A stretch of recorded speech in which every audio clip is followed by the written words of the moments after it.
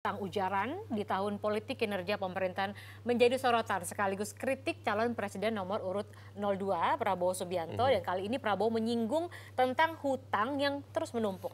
Prabowo bahkan menegaskan jangan lagi ada penyebutan Menteri Keuangan, melainkan diganti menjadi Menteri Pencetak Uang.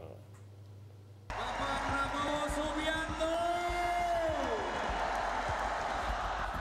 Allahu Akbar. Ucapan Prabowo Subianto terkait Menteri Pencetak Hutang yang ia lontarkan ketika menyampaikan pidato di Padepokan Pencaksilat Taman Mini Indonesia Indah, Jakarta Timur, Sabtu kemarin menuai polemik. Meski tidak menyebut nama Sri Mulyani yang juga Menteri Keuangan saat ini secara spesifik dalam pidato, Prabowo berulang kali menyinggung hutang Indonesia. Hutang menumpuk terus. Kalau menurut saya, jangan disebut lagi lah ada Menteri Keuangan, mungkin Menteri Pencetak Utang. Bangga untuk ngutang. Yang suruh bayar orang lain.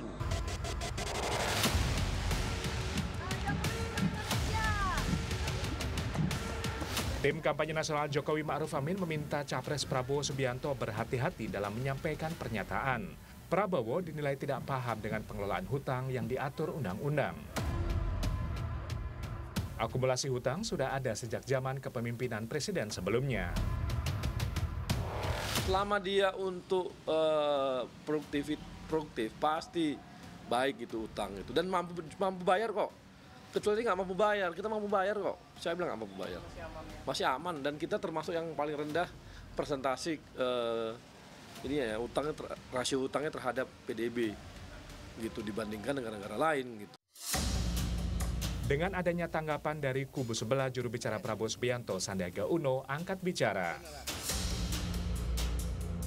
Tapi setelah beliau menjadi presiden, faktanya beliau berutang. Bahkan jumlah utang Pak Jokowi itu jauh lebih besar daripada utangnya Pak SBY 10 tahun memerintah.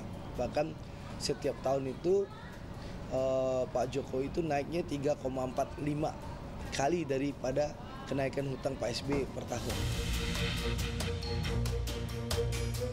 Indonesia termasuk dalam kategori investment grade oleh lembaga rating dunia. Pemerintah mengeluarkan surat utang negara yang disebut pinjaman nasional. Dari masa ke masa, setiap pemerintahan akan menggunakan APBN untuk menyejahterakan rakyat sekaligus menjalankan program pembangunan. Sebagai gambaran, berdasarkan data Bank Indonesia di tahun 2014, angka hutang mencapai 293,33 miliar dolar Amerika Serikat, terus naik di tahun-tahun berikutnya hingga mencapai 353,16 miliar dolar Amerika Serikat di tahun 2017 dan berikutnya 372,86 miliar dolar Amerika Serikat di tahun 2018. Tim Liputan Transmedia.